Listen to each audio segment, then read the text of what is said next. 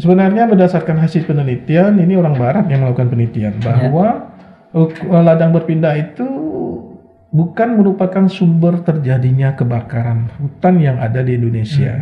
Ada juga ini, karena muncul pertanyaan ini Pak. Apakah semua orang yang melakukan suatu perbuatan pidana atau tindak pidana itu pada akhirnya mesti dipidana?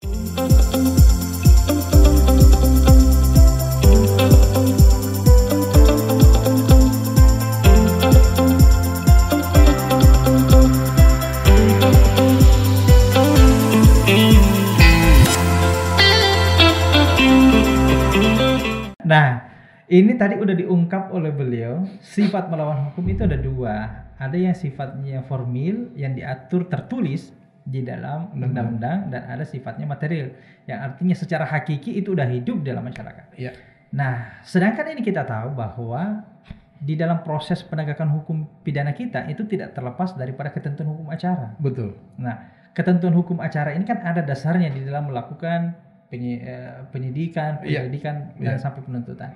Nah, ini kita coba khusus saja berkenaan dengan penuntutan. Penuntutan itu kan harus ada dasarnya. Ya, bahkan ini diambil untuk menetapkan orang tersangka itu perlu ada dasar hukumnya. Yang mana sih perbuatan itu dilanggar.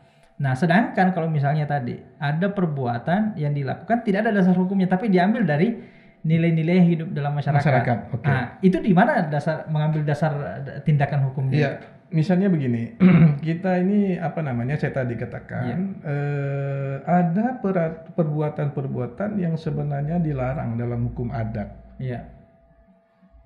Ya, misalnya dalam hukum adat itu ada hukum adat dan kearifan lokal lah. Iya. Di situ. Dan itu diurus oleh pengurus-pengurus adat lah. Di situ ada norma-norma hukum adatnya, dan di situ ada sanksi adatnya. Jadi nanti itu disitulah kekuasaan atau kewenangan yang dimiliki oleh pengurus-pengurus adat itu untuk menetapkan, biasanya dengan jalan musyawarah, dengan jalan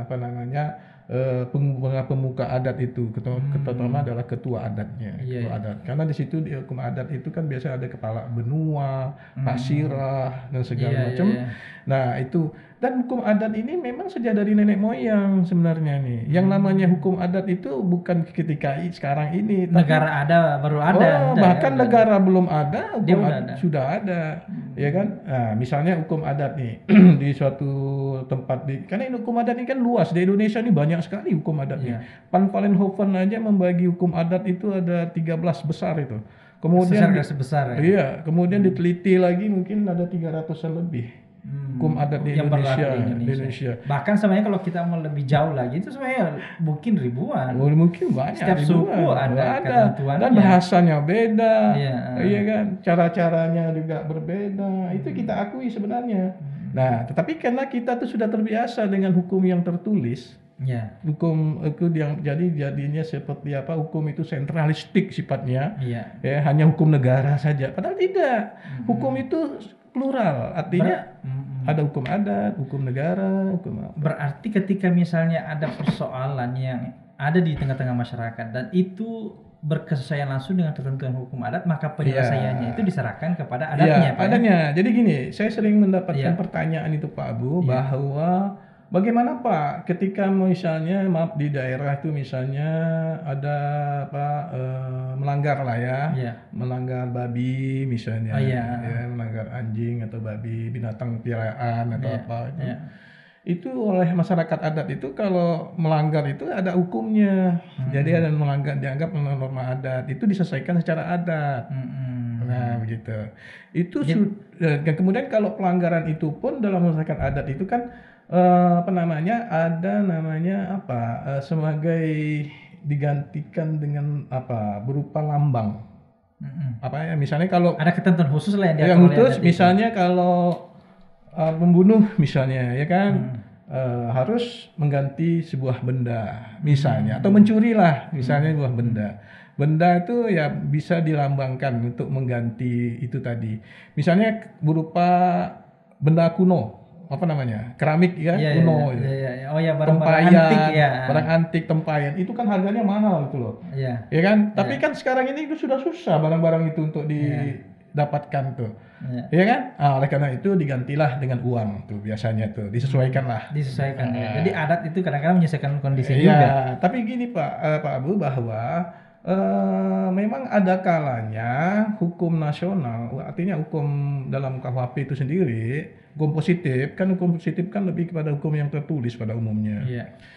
Itu ada hal-hal yang belum diatur, yang tidak diatur, ya kan? Mau tidak mau memang hukum adat harus ini. Jadi di situ ada harmonisasi hukum antara hukum adat dan hukum nasional, hukum negara maksud saya. Ya, harmonisasi hukum. Ya. Nah, dan mahkamah kan gini, hukum adat itu kan memang pada dasarnya memang sudah dihapus, ya kan? Peradilan adatnya itu yang pada umumnya sudah dihapus tuh. Tetapi di dalam prakteknya seringkali atau bisa terjadi bahwa hakim itu justru mengambil hukum adat. Ya karena kan memang mungkin udah ada ketentuannya Pak di dalam undang-undang kehakiman ya. Hakim wajib menggali nilai-nilai hukum yang hidup di masyarakat.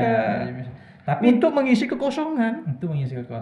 Tapi bukan berarti hakim itu harus melihat peradilan adat dalam menyelesaikan persoalan. Nah, biasanya begini, ada kompromi dalam hal ini. Apa namanya? Kalau di dalam penyidikan itu memang penyidikan itu kan penuntutan, ya kan? Itu juga termasuk diskresi sebenarnya. Oh, ada hakim juga dari penegak hukum. Hakim juga mempunyai diskresi. Jadi di situ kalau apakah penyidik itu mau menangkap atau menahan atau tidak, itu kan kewenangan. Itu kewenangan. Nah, oleh karena itu harus ada itu tadi diskresi, ya. Kompromi antara hukum adat dengan hukum nasional, hukum negara maksud saya. Nah, saya pernah ditanyakan seperti itu. Nah, misalnya melanggar babi tadi itu, misalnya. Loh Pak, ini sudah diselesaikan dengan hukum adat, kok diselesaikan lagi dengan hukum negara? Wah repot dong. Ya kan? Rasanya 2 kali disidangkan seolah-olah. Kalau di sidang itu berarti sidang seperti di pengadilan yang berhukum positif, tetapi sidang secara adat juga bisa. Dalam masyarakat ada, pengurus-pengurus ada, terutama. Nah, oleh karena itu di situ ada kompromi. Ya, hukum negara tadi ada diskresi, bisa menahan atau itulah tadi kompromi dalam menyelesaikan antara hukum adat dan hukum negara dalam menyelesaikan masalah. Yang itu tadi, yang itu tadi berkenaan itu kejadian-kejadian yang berkesesuaian dengan ketentuan hukum adat. Ini itu tadi yang Pak Abu katakan itu, hakim wajib menggali hukum di masyarakat juga. Karena KUHP itu kan tidak lengkap mengatur seluruh perbuatan manusia. KUHP terbatas. Ya, apalagi udah di tempo dulu. Tempo dulu. Sekarang aja ya kejahatan sekarang ini sudah luar biasa. Dulu yang namanya kejahatan cyber di bidang cyber belum ada. Ya kan? Nah, tapi hakim itu wajib menggali. Inilah yang disebut dengan penemuan hukum. Ya kan? Hakim wajib menggali hukum hidup masyarakat ya dalam rangka untuk membuat hukum jangan sampai terjadi kekosongan gitu. Berarti tidak boleh ada satu bentuk perbuatan yang diadili 2 kali, Pak. Nggak boleh. Meskipun itu ada yang diadili hukum adat. Saya menemukan Pak Abu bahwa dalam penelitian saya judulnya harmonisasi hukum, ya kan, antara hukum positif antara hukum adat dengan hukum negara. Mengenai pelindungan lingkungan hidup. Ya kan? Nah, saya mengambil contohnya itu adalah pelanggaran terhadap hukum adat. Pelanggaran terhadap hukum adat itu yang berkaitan dengan masalah saru. Apa itu saru? Saru itu yang dilarang lah oleh masyarakat untuk dilakukan antara perempuan dengan laki-laki itu. Ya kan? Dalam hukum negara itu kayaknya belum diatur secara tegas secara tertulis dengan kepastian hukum belum ada. Tapi hukum adat tuh ada ngatur itu. Misalnya di Aceh. Aceh. Nah itu akhirnya diputuskan oleh masyarakat adat, jaksanya itu tidak puas, kemudian melakukan banding langsung ke Mahkamah Agung. Pihak Mahkamah Agung mengatakan bahwa putusan adat itu sudah inkrah, sudah tidak bisa dibanding lagi. Beda artinya kalau dibanding itu berarti terjadi, kalau bisa diperiksa lagi itu berarti nebis in idem. Pemeriksaan 2 kali nggak boleh. Nah, seperti itu. Nah, dengan demikian dapat dikatakan bahwa antara hukum adat dengan hukum negara itu saling mengisi. Ada harmonisasi hukumnya itu di situ. Jadi hukum kita tetap mengakui keberadaan hukum adat. Dan penyelesaian hukum adat itu dianggap sama dengan keberlakuan hukum itu sendiri.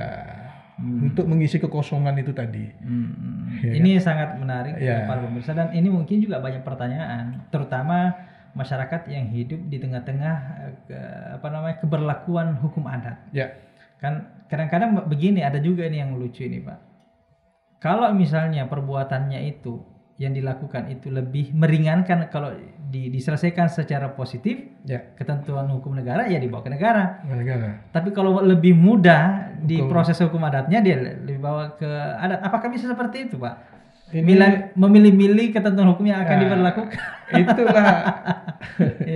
Itulah kebijakan ya dalam mengambil untuk menyelesaikan satu masalah itu perlu adanya musyawarah lah. Hukum adat, hukum pidana pun bukan satu-satunya hukum yang bisa menyelesaikan persoalan. Atau jangan-jangan ini bukan satu-satunya, karena pidana itu ultimum remedium. Ini baru yang saya mau tanya. Kemudian juga ada namanya penyelesaian di luar pengadilan. Nah, ini mungkin perlu dulu mungkin diperjelas ini Pak, berkenaan dengan konsep ultimum remedium itu. Dalam konsep hukum pidana itu kan dikenal bahwa hukum pidana itu sebagai ultimum remedium. Apa sih maksud daripada ultimum remedium ini Pak? Ultimum remedium itu ya disebut juga dengan upaya terakhir lah untuk menyelesaikan masalah. The last resort Pak ya. Karena hukum pidana itu saya katakan tadi tajam seperti pisau. Tergantung dari siapa yang menggunakan ya. Kalau pisau itu dimain oleh anak-anak itu bahaya. Oleh orang yang tak ngerti, tak paham tentang pisau itu susah, bahaya, bisa luka. Oleh karena itu hukum pisau itu harus digunakan sedemikian rupa, harus hati-hati. Orang yang profesional tahu bagaimana caranya, ya kan. Jadi ada perkara-perkara yang tidak mesti harus diselesaikan dengan pidana, karena pidana itu tajam tadi itu, maka digunakan ultimum remedium. Misalnya pada masalah misalnya penyelesaian dalam Undang-Undang Nomor 32 2009 tentang lingkungan hidup, PPLH ya. Nah, itu kan bahwa ada penyelesaian itu misalnya dari masyarakat adat lah misalnya ya kan. Masyarakat adat itu kan diberikan kesempatan 2 hektar itu untuk melakukan pembakaran hutan dengan menggunakan kearifan lokal mereka. Nah, itu kalau dijatuhi pidana itu kayaknya tidak tepat. Oleh karena itu diselesaikan dengan restoratif justice di luar pengadilan. Itu selesai lebih utama. Dan Undang-Undang Nomor 32 2009 juga mengatakan di situ terkandung aturannya itu lebih mengutamakan penyelesaian secara administrasi dan perdata daripada pidana. Jadi ada hal-hal tertentu di mana hukum pidana itu menjadi ultimum remedium. Menjadi ultimum remedium. Apakah itu berlaku atau memang hanya dalam hal tertentu? Kalau itu khusus sifatnya juga kalau ini undang-undang lingkungan hidup, ya kan? Mungkin memang lebih kepada hal-hal yang tertentu, tidak semua. Contoh misalnya Pak, kalau berkenaan dengan tindak pidana korupsi, apakah bisa ada upaya? Kalau tindak pidana korupsi ini susah, susah untuk diterapkan, nggak bisa. Misalnya ini ada yang kedapatan Pak korupsi, ada kita nego lah misalnya, saya kembalikan semua uang korupsinya itu, makanya bisa seperti betul, makanya perlu ada pedoman penghukuman. Dalam KUHP yang akan datang, rancang KUHP datang itu ada pedoman penghukuman, dan KUHP yang sekarang juga ada sebenarnya, tapi harus ditambah lagi, harus dipertajam lagi, diperjelas Pak, diperjelas bahwa hakim itu tidak sembarangan untuk menjatuhkan putusan, walaupun hakim itu mempunyai kebebasan untuk menjatuhkan putusan dan tidak dapat dipengaruhi. Tapi itu tadi contohnya yang sudah diatur, adanya hukuman minimum dan hukuman maksimum. Itu juga pedoman. Dan saya lihat di keberadaan undang-undang itu bermacam-macam. Ada yang mengatur batas maksimalnya. Ada yang mengatur batas minimum. Itulah minimum dan maksimum, ya kan. Jadi yang diharapkan itu supaya hakim itu ya disesuaikanlah dengan perbuatan itu, disesuaikan dengan kesalahannya, ya kan, faktor objektif, subjektif dan satu delik, itu dilihat juga hal-hal yang memberatkan, meringankan, adakah itu misalnya pembenaran, misalnya penghapusan pidana atau apa, misalnya itu juga dipertimbangkan. Oh ya, nah ini pemirsa tadi juga disinggung oleh Bapak ini, Pak Dr. Aswandi, apakah, kan ada juga ini kadang muncul pertanyaan ini Pak, apakah semua orang yang melakukan suatu perbuatan pidana atau tindak pidana itu pada akhirnya mesti dipidana? Oke. Nah, itu pertanyaan banyak muncul di tengah masyarakat. Iya, ya. Itu ada beberapa hal yang perlu diperhatikan. Di dalam KUHP juga ada yang diatur sekarang ini. Ya. Tidak semua perbuatan itu, yang melakukan perbuatan itu harus dipidana. Iya. Tapi kan harus dibuktikan dulu, ya kan? Misalnya diperiksa dulu unsur-unsur deliknya terpenuhi atau tidak. Apakah unsur objektif, misalnya perbuatan yang dilarangnya itu dilarang, tapi mengenai perbuatannya itu apakah memenuhi unsur atau tidak. Kemudian sifat melawan hukumnya, akibatnya, ya kan, itu objektif. Sedangkan unsur subjektifnya itu kan unsur kesalahan. Unsur kesalahan kan ada dua, kesengajaan dan kealpaan. Ya kan? Nah, kemudian yang kedua adalah dari unsur subjektif itu rekening part berhait. Itu adalah pertanggungjawaban pidana. Pertanggungjawaban. Jadi kalau orang yang tidak bisa bertanggung jawab untuk melakukan tindak pidana nggak bisa dihukum. Ini yang mungkin perlu diperjelas ini sama pemirsa ini. Ini seperti apa nih kedudukan seseorang itu yang tidak bisa dianggap diminta pertanggungjawaban pidana? Misalnya kalau dalam keadaan apa? Ini salah satu contoh yang saya ambil dari KUHP itu, misalnya pasal 48 KUHP, opermah. Dalam keadaan opermah itu orang tak dapat dihukum. Misalnya apa ini opermah itu perbuatan yang daya paksa. Misalnya dua orang memperebutkan sebuah papan di lautan, ya kan? Dia kapalnya karam, ya kan? Tinggal dia berdua aja memperebutkan papan itu. Yang bisa papan ini cuma bisa menyelamatkan satu orang nyawa saja. Makanya dia siapa yang kuat dia menang lah. Ya, demi untuk melindungi kehidupan, menjaga kehidupan, ya kan? Udah dia satu orang ini yang mencari, dia tidak bisa dihukum. Itu operma. Banyak lagi, misalnya apalagi pembelaan terpaksa, membela diri ya, tekanan terpaksa, itu juga menjalankan tugas jabatan, ya, seperti algojo untuk menghukum mati itu, itu tidak dihukum. Pada prinsipnya dia menjalankan. Pada prinsipnya kalau perbuatannya itu melanggar ketentuan hukum pidana, Pak ya? Ya tidak. Prinsipnya melanggar, tetapi dia tidak dimintakan pertanggungjawabkan. Ya, karena ada ketentuannya, Pak. Ada ketentuannya, ya kan? Pasal berapa lagi? Pasal 50 ya kalau salah.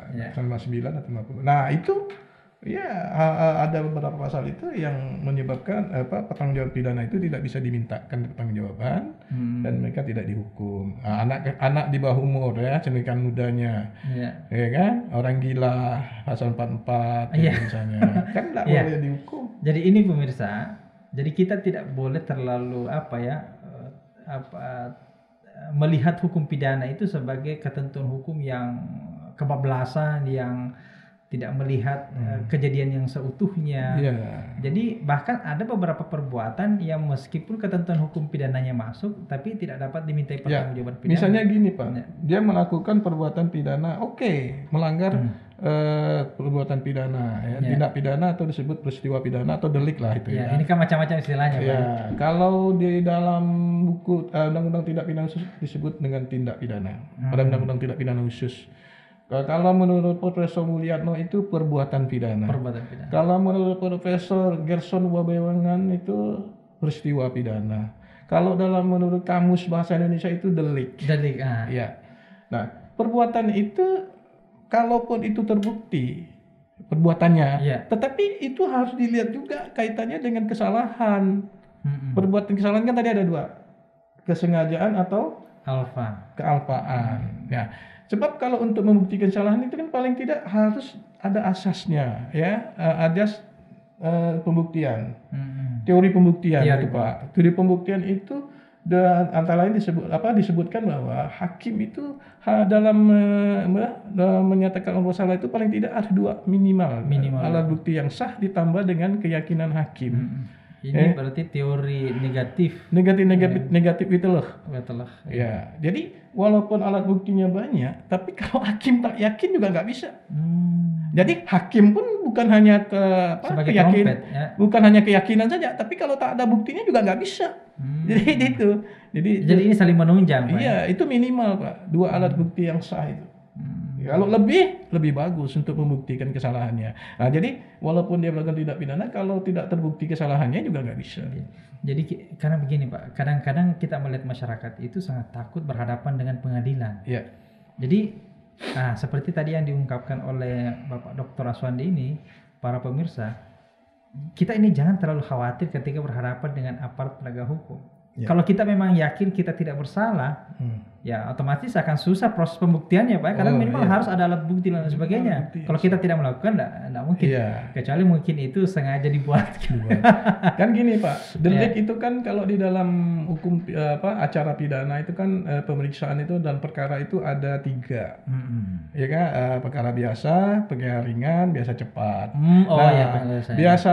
Biasa itu kasus-kasus yang menarik perhatian masyarakat dan pembuktiannya itu susah, yang harus memerlukan surat dakwaan. Oh gitu Pak. Itu untuk pemeriksaan biasa.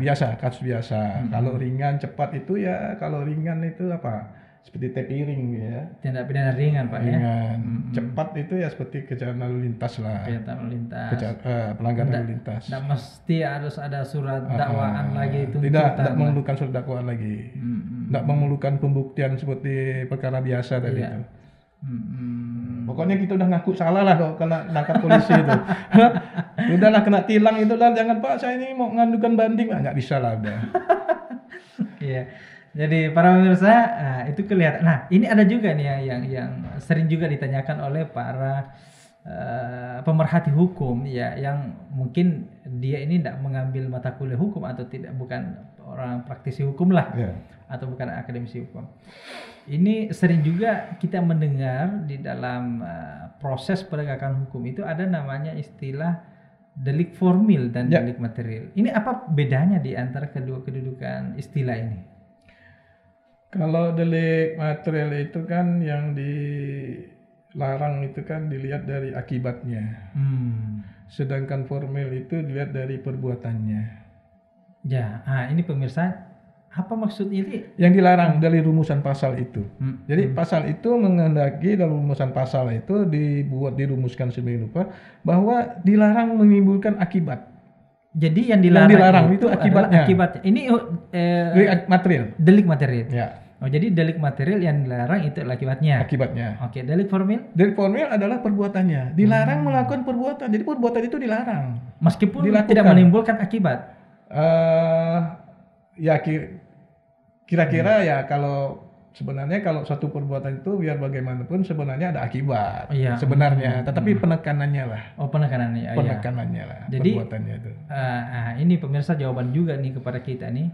Ini pentingnya ini mengetahui delik formil dan delik material ini, posisinya itu apakah nanti berpengaruh pada saat proses penyelesaian perkara, atau ini hanya penting untuk diketahui sebagai suatu pengetahuan hukum? Itu sebenarnya kalau kan dilihat dari rumusan undang-undangnya juga, rumusan pasalnya itu. Jadi kalau misalnya pasalnya itu lebih kepada delik material, ya itulah.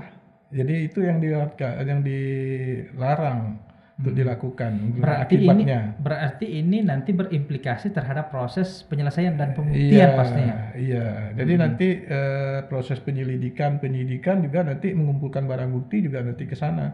Ya kan, perbuatan. Berarti kalau misalnya akibatnya berkenaan dengan delik material yang harus dibuktikan di dalam persidangan itu adalah akibatnya dulu. Akibatnya.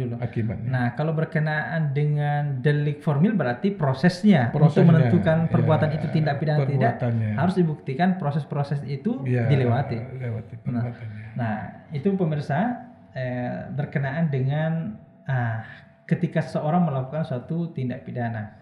Nah, apa yang mesti kita perhatikan Ya, tadi melihat kedudukan perbuatannya itu, apakah dia masuk delik formil ataukah delik material. Nah, itu juga ternyata ada. Apakah itu diatur secara eksplisit di dalam ketentuan undang-undang? Ataukah itu kadang-kadang itu barang siapa melakukan perbuatan yang menimbulkan akibat itu ada juga. Ada perbuatan dengan akibat itu juga dilarang.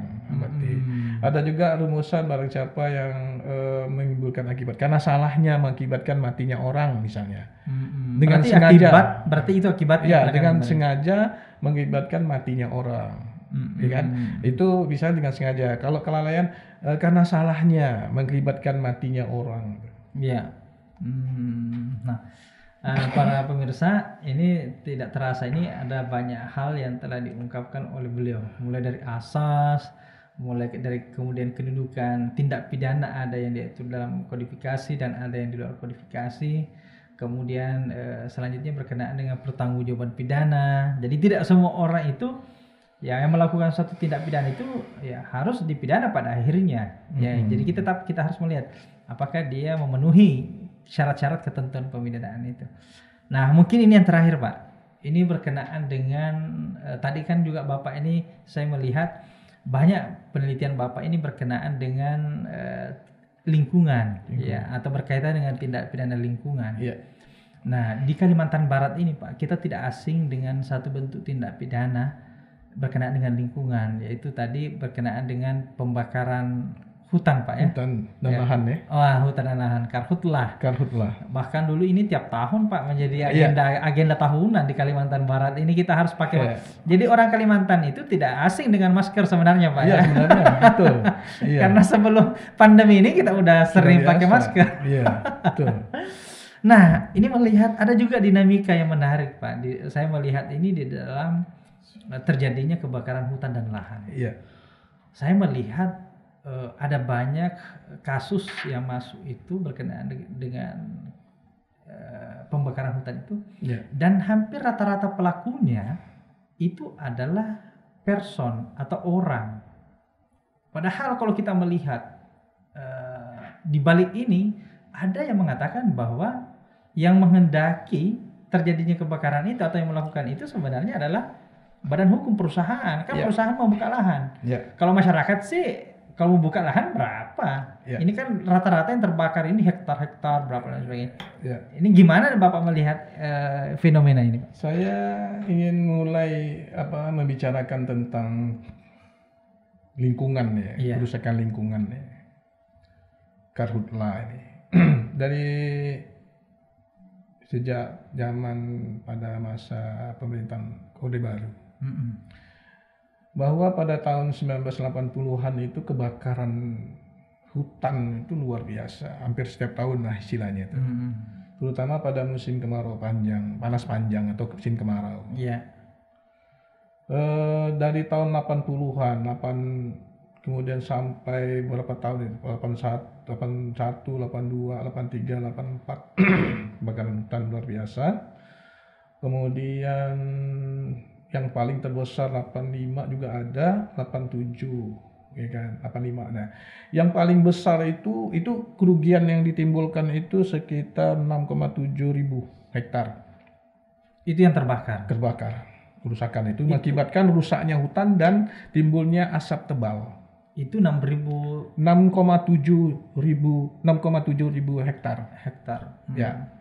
Kemudian pada tahun 1997 itu kebakaran luar biasa lagi, lebih besar lagi. Itu hampir terjadi di setiap provinsi.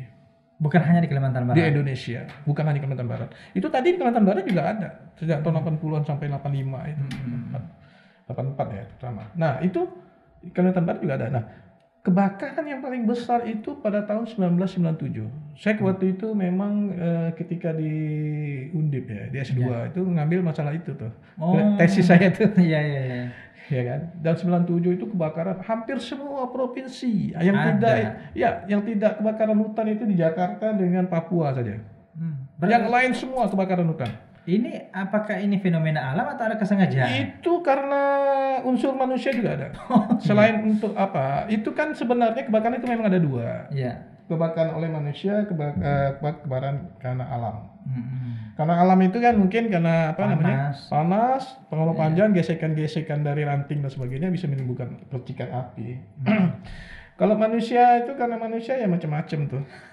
Ya kan, manusia itu bisa dengan seseorang membakar sampah, membakar hutan, apa tuh bisa juga terjadi. Ya kan? Kemudian ada lagi dilakukan oleh masyarakat yang melakukan pembakaran yang tidak terkendali. Itu. Kemudian masyarakat yang terkendali ini masyarakat adat juga bisa. Misalnya masyarakat adat itu ada namanya hukum adat dan kearifan lokal. Mereka melakukan ladang berpindah dengan istilah ladang berpindah. Sebenarnya berdasarkan hasil penelitian, ini orang barat yang melakukan penelitian bahwa ladang berpindah itu bukan merupakan sumber terjadinya kebakaran hutan yang ada di Indonesia. Karena apa? Masyarakat adat itu mempunyai hukum dan kearifan lokal. Ya. Kalau di Kalimantan Barat juga banyak yang kearifan lokal itu. Misalnya mereka melakukan ladang berpindah, itu kan membakar ladang berpindah itu kan membakar pohon-pohon hutan yang tidak produktif, tidak produktif. Ya, pohon-pohon yang sudah tua. Mereka pilih itu. Mereka pilih pohon-pohon yang mau dibakar. Mereka kan sering itu namanya berpindah, ladang berpindah itu ini sudah lama tinggalkan. Cari yang baru. Ini sudah tidak produktif.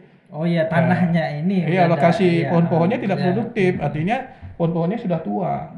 Dibakar. Ini timbul yang baru. Di situ ada namanya kearifan lokal mereka itu yaitu membakar itu tidak merusak.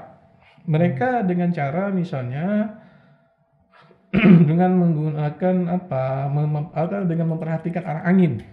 Oh gitu. Salah satunya. Sebelum melakukan pembakaran ya. Mengapa memperhatikan arah angin? Jangan sampai lahan yang dibakar itu merembet ke yang lain. Itu arah angin tuh. Kemudian mereka juga membuat ilar-ilar api. Ilar-ilar api itu seperti parit gitu loh. Supaya api tidak nyebrang gitu ke tetangga. Iya kan? Jadi sehingga itulah yang menyebabkan peneliti itu mengatakan bahwa masyarakat adat itu bukanlah yang menyebabkan ada lagi Pak, bahwa mereka itu harus musyawarah dulu. Hukum adat itu mereka musyawarah dulu sebelum membakar itu. Mereka musyawarah dulu dengan pemuka-pemuka adat mereka dengan pihak keamanan. Sebelum melakukan pembakaran. Jadi ada kearifan lokal mereka. Ya kan? Nah, kemudian mereka itu itulah aturan-aturan hukum antara lain ya. Nah, kemudian misalnya di Kalimantan Barat itu ada perda yang berkaitan dengan pembakaran itu, yang kearifan lokal itu. Itu yang dipakai. Salah satu ukurannya itu jangan sampai terjadi kebakaran. Dia tidak menggunakan kearifan lokal itu tadi, di masyarakat adat itu. Nah, tetapi adalah di Kalimantan Barat ini kemungkinan ada juga yang pembakaran tidak menggunakan kearifan itu tadi, kearifan lokal tadi, tidak membakar api, tidak izin keamanan lingkungan dan tidak ada musyawarah atau segala macam ya. Nah, itu mungkin bisa terjadi. Tetapi itu walaupun terjadi, kalau dulu itu ya setahu saya ya itu tidak banyak. Beda dengan perusahaan. Karena perusahaan, korporasi itu melakukan land clearing, pembersihan lahan, ya kan? Pembersihan lahan itu dengan cara membakar, dengan cara membakar itu dengan jumlah yang luas. Betul. Kan kalau masyarakat mungkin tidak lebih dari 1 hektar lah, tapi kalau perusahaan itu mungkin puluhan hektar, ribuan hektar mungkin, ya kan? Karena di situ mereka akan menghemat biaya dalam pembersihan itu. Ya, land clearing itu. Dan mereka itu kan land clearing itu kan misalnya untuk membuat perkebunan baru, lahan baru untuk dibuat perkebunan misalnya, sawit atau apa. Nah, ini apakah ada ketentuan pidana yang bisa menjerat? Kalau orang kan udah ada ya. Kalau perusahaan ini apakah bisa dijerat dengan ketentuan hukum pidana juga? Dengan pembakaran. Sebenarnya di dalam Undang-Undang Nomor 32 tahun 2009 tentang PPLH, pengelolaan pelindungan lingkungan hidup itu ada yang ketentuan yang melarang. Gitu. Tapi undang-undang ini ada 3 hukum yang yang diterapkan. Penyelesaian itu kalau lingkungan itu ada secara administrasi, secara perdata, dan terakhir pidana. Inilah ultimum remedium itu tadi. Nah, seringkali penyelesaian terhadap korporasi sejak zaman dulu itu ya, sejak kebakaran yang luar biasa tahun 97 itu. Di Kalimantan Barat itu saya pernah melakukan penelitian, ada 13 perusahaan besar melakukan pembakaran. Diduga keras ada titik-titik api, hotspot di lahan wilayah. Iya, di wilayah mereka itu dengan menggunakan hotspot. Dilihat ada titik-titik api itu. Ya, itu kan dapat diduga keras tuh. Ketika itu ada 3 perusahaan, tidak diselesaikan dengan pidana, melainkan dengan administrasi dan perdata saja, ganti rugi.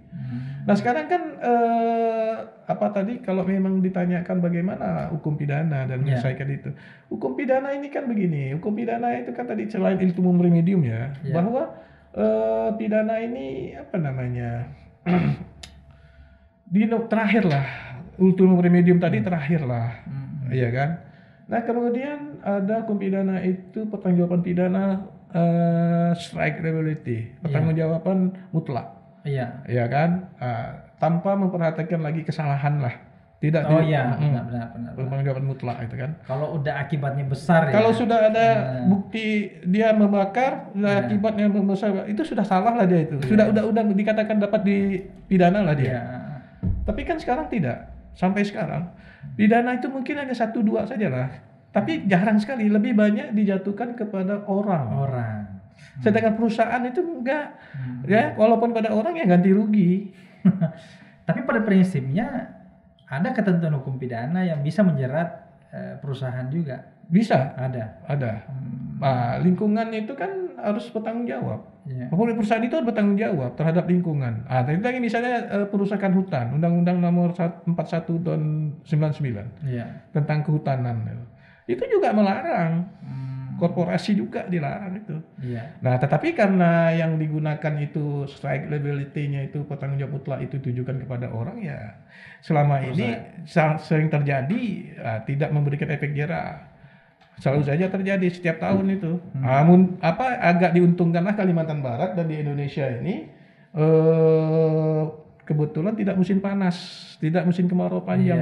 Kalau tahun-tahun sebelumnya 2001 ke bawah, 2020 musim panas panjang, selalu ada kebakaran hutan. Selalu sibuk tuh pemerintah, penegak hukum. Ya kan, bahkan minta bantuan dari Malaysia.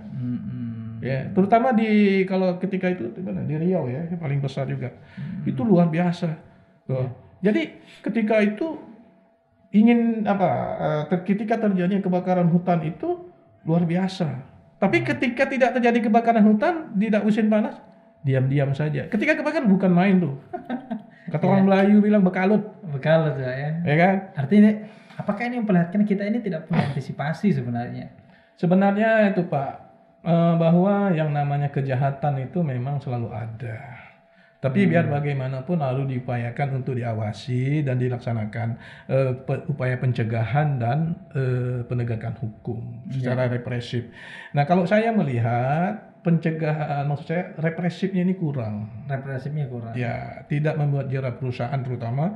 Karena begini, kalau saya melihat itu perusahaan itu dalam melakukan kegiatan land clearing dengan pembakaran itu sangat luas sekali, Pak. Besar sekali jumlah areal yang dan itu dilakukan satu waktu bersamaan. Itu pada musim panas terutama.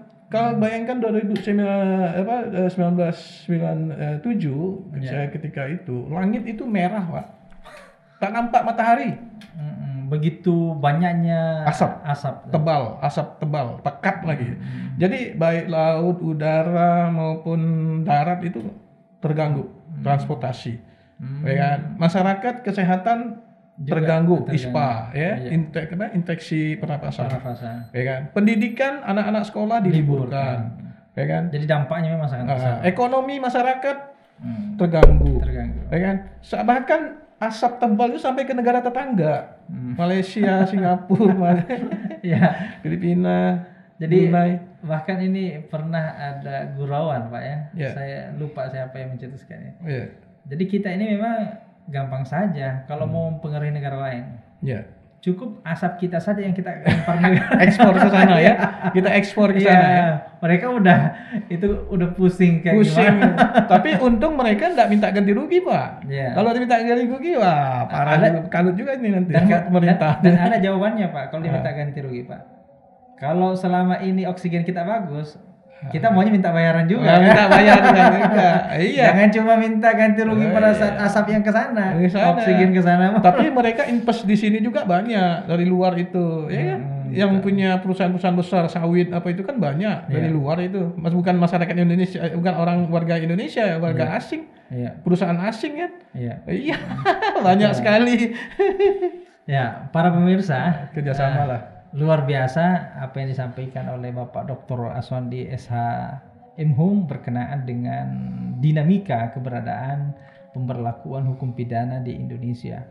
Nah, mulai dari sejarah asal muasal dari hukum pidana kita, bagaimana landasan penerapan hukum pidana kita dari asas-asas sampai kepada bentuk ketentuan di dalam undang-undang itu, ada yang sifatnya material, formil dan lain sebagainya. Nah, ini ada yang terakhir, Pak, yang belum ini. Ini berkenaan dengan subjek hukum pidana, Pak. Nah, ini ada berapa sebenarnya subjek yang bisa menjadi pelaku hukum pidana? Ini mungkin masyarakat perlu tahu juga. Iya. Kita itu kan di dalam KUHP ya, Kitab Undang-Undang Hukum Pidana itu yang kita gunakan sekarang ini, subjek hukum itu hanya berupa orang, person ya. Hanya person lah yang bisa dimintakan pertanggungjawaban pidana. Itu masih sekarang sampai Mas. Kalau melihat dari KUHP-nya itu sumber hukumnya itu dia subjek hukumnya orang. Jadi kalau misalnya ada perusahaan nih yang melakukan perbuatan yang sesuai dengan rumusan KUHP, itu dalam KUHP.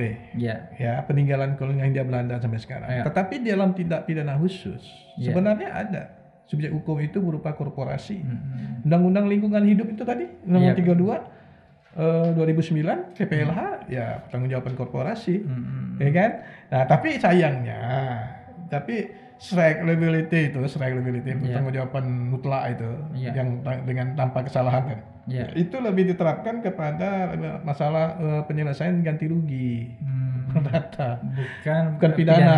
Ya, makanya sampai sekarang kita jarang melihat itu hukum pidana ini diterapkan itu sangat langka. Jadi di dalam hukum pidana kita ini subjek hukum itu ada dua. Pertama itu adalah orang. Yang kedua itu korporasi. Adalah korporasi atau perusahaan atau badan hukum, Pak. Pak, saya lanjut Pak. Ingin menambahkan, mengapa tahun 97 itu dan sampai sekarang korporasi itu susah sekali untuk dijerat oleh penegak hukum. Jadi penegak hukum itu menganggap itu susah. Padahal undang-undang sudah mengatur. Di situ tuh saya membaca laporan dari kebakaran hutan ketika tahun 97 di kerjasama dengan UNDP dengan pemerintah Indonesia, bahwa penegak hukum kita itu masih kayaknya alergi dengan penegak hukuman terhadap korporasi, pertanggungjawaban strike liability itu, pertanggungjawaban dengan tanpa pertanggungjawaban dengan tidak memperhatikan azas kesalahan tadi itu. Pokoknya pertanggungjawaban mutlak saja itu harus diterapkan sebenarnya, tetapi pejabat kita masih alergi. Mungkin ada yang mengatakan seperti itu hasil penelitian dari laporan dari itu tadi. UNDP itu, Pak. Mungkin bukan hanya persoalan penegakan hukum kali, Pak, ya mungkin banyak hal-hal yang lain yang menghantui proses penegakan hukum. Sekarang ditambah lagi dengan ini, Pak, dengan Undang-Undang Cipta Kerja, Pak. Undang-Undang Cipta Kerja juga ada menyangkut mengenai misalnya perlindungan lingkungan hidup. Itu kalau dalam Undang-Undang nomor 32 2009 itu kan ada namanya AMDAL, Pak ya. AMDAL ya. Jadi untuk berkaitan dengan izin itu harus mendapatkan izin itu harus ada AMDAL. Analisis dampak lingkungan. Lingkungan. Tetapi pada Undang-Undang Cipta Kerja kayaknya itu kurang dijadikan syarat lah kayaknya itu, karena lebih kepada itu tadi asalkan memberitahu saja lah kepada aparat. Tadi juga bukan merupakan syarat untuk mendapatkan izin. Tapi kalau yang dengan berdasarkan Undang-Undang Cipta Kerja itu hanya memberitahu saja lah. Jadi saya ingat dulu, Pak, waktu dulu AMDAL itu pertama kali diterapkan undang-undang itu kan apa namanya, kebetulan itu kan juga ada namanya untuk betul-betul diupayakan untuk diterapkan tuh. Banyaklah kursus-kursus ya kan, pendidikan yang berkaitan dengan AMDAL tuh. Bayarnya mahal sekali, Pak. Bukan main tuh. Ya kan? Jadi orang itu ingin mengetahui bagaimana AMDAL itu, bagaimana menerapkannya, bagaimana. Tapi setelah itu sekarang habis nggak ada apa-apanya, Pak. Ya, sebelum ada undang-undang Cipta Kerja aja kan udah nggak ada apa-apa. Orang kadang-kadang dapat kita temui kasus-kasus seperti itu tanpa dengan AMDAL. Iya. Ya kan? Jadi bangunan itu dibangun dulu baru urusan AMDAL. Tidak mempunyai syarat yang penting, unsur penting. Jadi itulah. Jadi makanya dalam undang-undang Cipta Kerja itu memang jangankan Undang Cipta Kerja, Undang-Undang 32 2009 saja memang kalau saya itu melihat lebih kepada politik, Pak. Lebih banyak daripada penegakan hukum untuk melindungi lingkungan. Kenapa saya katakan gitu? Saya melihat dari konsideran dari Undang-Undang Nomor 32 2009. Dari bagian konsideran, bagian pertimbangan undang-undang itu. Bahwa di situ tuh lebih mengutamakan pembangunan di bidang ekonomi daripada pelindungan lingkungan hidup, ya kan? Kalau pentingan pembangunan ekonomi, ya kan? Ini lebih leluasa, lebih kepada ranah politik. Lindungan itu lebih jadi lingkungan hidup itu dikesampingkan atau di nomor 2 kan, nomor 3 kan, atau nomor 4 kan. Ya kan? Nah, jadi itu undang-undang nomor 41 tahun 99 juga begitu, undang-undang kehutanan lebih kepada untuk pertumbuhan ekonomi. Undang-undang 41 tahun 99 juga mengikuti undang-undang yang sebelumnya. Ya, undang-undang nomor berapa itu? Tahun berapa? Nah, itu mengikuti undang-undang yang sebelumnya itu adalah kebijakan-kebijakan yang sebelumnya ketika itu yang penting untuk pembangunan ekonomi, kebutuhan ekonomi ekspor terhadap kayu-kayu ketika itu pada masa Orde Baru, ya kan? Ya kan? Ini sebagai pengekspor terbesar dunia, nomor 1 dunia. Yang penting stabilitas nasional, pertumbuhan ekonomi yang cukup tinggi. Itu, dan sekarang itu sebenarnya masih tidak ada perubahan. Ini dalam kebijakan publik itu namanya dengan pola inkremental, artinya mengikuti undang-undang yang sebelumnya sebenarnya. Maunya harus ada pembaruan. Jadi saya katakan harus direvisi, ya kan? Nah, jadi harus diutamakan kalau pelindungan, karena kita ini kan masalah pelindungan lingkungan ini kan masih kurang, belum dilakukan secara maksimal. Sekarang ini Pak yang menjadi isu global ini Pak berkenaan dengan dampak lingkungan. Karena kalau bukan kita yang menjaga lingkungan kita sekarang ini, dunia ini akan semakin berbahaya ke depannya. Kedepannya pemanasan global, iya kan? Jadi Indonesia itu kan sebenarnya itu ditutupi oleh hutan. Ya kan? Menjadi paru-paru dunia. Paru-paru dunia. Kalimantan Barat ini katanya 40% itu hutan sudah habis. Ya, sudah berkurang 40%. Jadi ada keprihatinan tersendiri. Terjadi banjir. Terjadi longsor kalau di Jawa itu. Ya kan? Itu bukan berarti itu terjadi dengan sendiri, itu tangan manusia. Ngerusak alam ini tangan-tangan manusia. Itu dalam agama sudah disebutkan itu. Jadi tidak ada hal yang ujuk-ujuk muncul, Pak. Tidak ujuk-ujuk muncul. Kalau mungkin dulu masih tiba-tiba ini ada peristiwa alam kan memang masih alami lah. Kalau sekarang contoh semua manusia. Contoh Pak ya. Saya bukan apa nih. Kalau orang zaman dulu Pak, dia melihat di langit aja ada bintang-bintang atau ada awan sedemikian rupa ini, ini banyak ikan nih katanya. Ya betul. Pergi dia ke laut tuh. Tahu dia, ini gelombang ini. Nggak mau dia turun ke laut tuh. Itu kan bisa dilihat dari alam ya. Dari alam. Sekarang masih nggak bisa Pak. Nggak bisa lagi. Kapan saja bisa terjadi. Puting beliung, banjir, ya kan. Luar biasa sekali. Itu globalisasi itu. Perubahan iklim Pak. Iya, perubahan iklim yang sangat ekstrim Pak saat ini. Baik para pemirsa, ada banyak hal yang telah kita bicarakan. Mudah-mudahan ini bisa memberikan wawasan pencerahan kepada para pemirsa ketika berhadapan dengan hukum pidana tidak terkejut lagi dan sudah memiliki antisipasi dan memiliki pemahaman tentang hukum pidana. Ya, ketika misalnya ada hal-hal yang ingin ditanyakan lebih lanjut, boleh silakan mengomentari tayangan ini. Saya kira itu saja. Terima kasih lagi atas kehadiran Bapak Dr. Aswandi SH MHum. Mohon maaf kalau ada kekurangan apa yang disampaikan ini. Ya, segala apa yang disampaikan oleh Bapak Dr. Aswandi ini mudah-mudahan bisa menjadi pemahaman yang membantu kita di dalam menghadapi persoalan-persoalan hukum pidana yang ada di tengah-tengah masyarakat kita. Ya, kurang lebihnya mohon dimaafkan. Kami akhiri. Assalamualaikum warahmatullahi wabarakatuh. Salam Perenia. Waalaikumsalam warahmatullahi wabarakatuh.